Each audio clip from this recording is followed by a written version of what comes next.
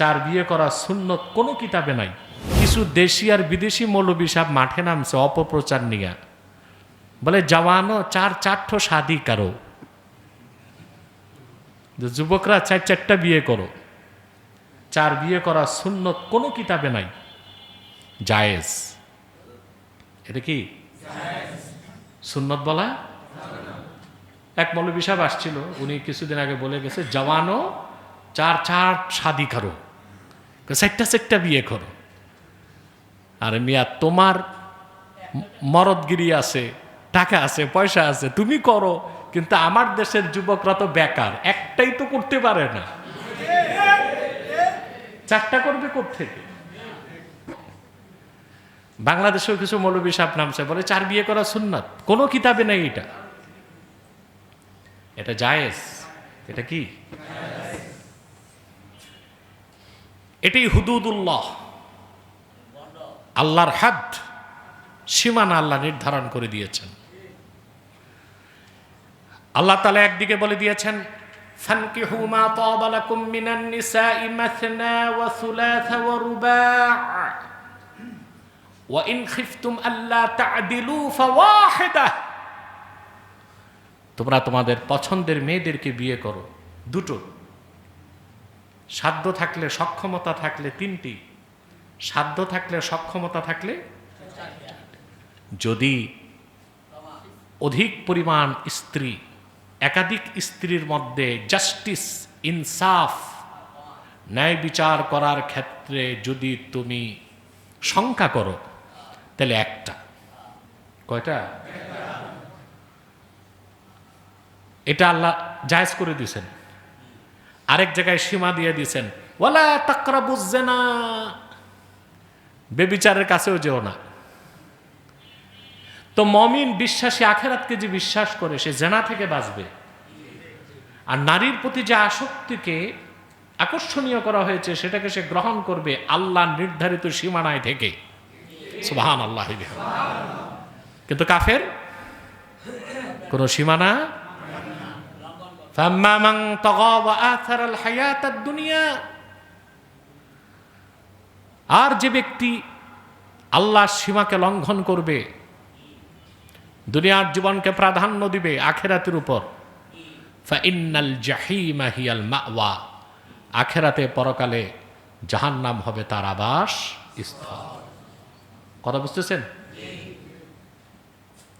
ওয়াম্মা মান খাফা মাকামা রাব্বিহ, আর যে ব্যক্তি আখেরাতে আল্লাহর সামনে দাঁড়াবার ভয় অন্তরে পোষণ করবে, যে আমাকে হিসাব দিতে হবে। ওয়া নাহান নাফসা আনিল হাওয়া, আর তার প্রবৃত্তি থেকে নিজকে রক্ষা করবে। প্রবৃত্তি মানে মনের কুচাহিদা। ফাইন্নাল জান্নাতা হিয়াল মাওয়া, আখিরাতে জান্নাত হবে তার বাড়ি। সুবহানাল্লাহ। তাহলে দুনিয়াতে মুমিন বসবাস করবে আল্লাহ কর্তৃক নির্ধারিত সীমানাকে রক্ষা করে। আর কাফেরের কোনো সীমানা নাই। গরু ছাগল ভেড়া বকরির মতো। গরু ছাগল ভেড়া বকরি নিজের মালিকের খ্যাত খায়, অন্যজনেরটাও। ওর কোনো বর্ডার, সীমা, ও যেমন খুশি অমন। পৃথিবীতে কাফের মুশরিকরা হচ্ছে এই পশুর মতো, যা মন চায় তাই করে, যা মন চায় তাই বলে, ঠিক না? এই পাগলামিকে আবার ওরা সভ্যতার মোড়কে ঢেকে দিয়েছে। এটার নাম দিয়েছে freedom of express, freedom of speech, বাক স্বাধীনতা, মুক্ত চিন্তা। বুঝেন নাই? আমার দেশের রাজনীতিবিদগুলো আবার পশ্চিমাদের এই ভণ্ডামিকে গ্রহণ করছে, দাঁত দিয়া কামড় দিয়া ধরছে।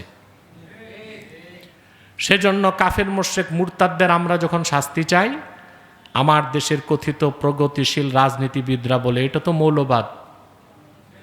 নাউজুবিল্লাহ বলবেন। 16 বছর যারা ছিল আলেম ওলামা পীর মাশায়েখ আর প্র্যাকটিসিং মুসলিম, মূলধারার মুসলমান যারা মূলে বিশ্বাসী, তাদেরকে গালি দিত দুইটা, মৌলবাদী, জঙ্গিবাদী। সেট আপ চেঞ্জ হয়েছে, কিন্তু ভণ্ডামি চেঞ্জ হয় নাই। ইসলামী মূল্যবাদী বিশ্বাসী যারা, তাদেরকেও শুনি মৌলবাদী বলে গালিগালাজ করতেছে আলেমদেরকে। বলে বাংলাদেশে নাকি মৌলবাদের কোনো জায়গা হবে না। বেটা, ইতিহাস পড়ো, বাংলাদেশ সৃষ্টি করছে মৌলবাদীরা। ঘোড়ার ডিমের ইতিহাস তো জানো না, বলো বাংলাদেশে মৌলবাদের জায়গা হবে না। বাংলাদেশ তো সৃষ্টি করছে মৌলবাদীরা। 47-এ টু নেশন থিওরি, দ্বিজাতি তত্ত্বের ভিত্তিতে দেশ ভাগ হয়েছে। মুসলিম লীগের নেতৃত্ব কারা দিয়েছে আধ্যাত্মিকভাবে? মাওলানা হুসেন আহমদ মাদানী, শাব্বির আহমদ ওসমানী, আনোয়ার শাহ কাশ্মীরি, এই ওলামায়ে কেরামের নেতৃত্বে মুসলিম লীগ আন্দোলন করেছে। মৌলবাদীদের দ্বারাই তারা পরিচালিত হয়েছে। 47-এ মাউন্ট ব্যাটেনকে বলা হয়েছিল, যে ভূখণ্ডে মুসলমান বেশি সেটা হবে পাকিস্তান, যে ভূখণ্ডে হিন্দু বেশি সেটা হবে হিন্দুস্তান। মুসলমান সংখ্যায় বেশি ছিল বলেই বাংলাদেশ 47-এ পাকিস্তানের অংশ হয়েছে, পরবর্তীতে 71-এ বাংলাদেশ স্বাধীন হয়েছে।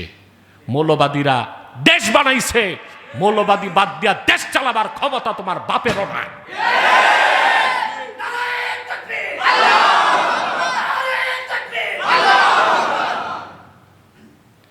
বুলি পাইছে একটা মৌলবাদী। সংবিধানের বিরুদ্ধে কথা বললে মামলা আছে, কিন্তু আল্লাহ তার আখিরি নবী নূর নবীজি মুহাম্মদ সাল্লাল্লাহু আলাইহি ওয়াসাল্লামের আরশ চুম্বি সম্মান মর্যাদার বিরুদ্ধে কেউ কথা বললে শরীয়তের বিধান হচ্ছে, সেই কুলাঙ্গার হচ্ছে শাতেম মুরতাদ, তার একমাত্র শাস্তি মৃত্যুদণ্ড। আমরা যখন ওই কুলাঙ্গারদের মৃত্যুদণ্ড চাই, বলা হয় আমরা জঙ্গিবাদী।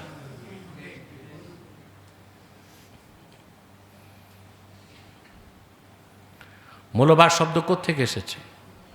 ইউরোপে যখন রেনেসা বিপ্লব হয়েছে,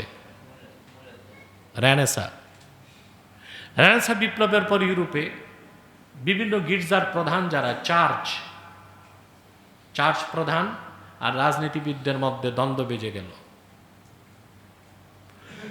যারা আক্ষরিক অর্থে বাইবেলকে বিশ্বাস করত, যারা বিশ্বাস করে বাইবেল ঐশ্বরিক বাণী, বাইবেল, তাদেরকে প্রগতিশীল রাজনীতিবিদরা নাম দিল যে তোমরা হচ্ছে ফান্ডামেন্টালিস্ট, মৌলবাদী।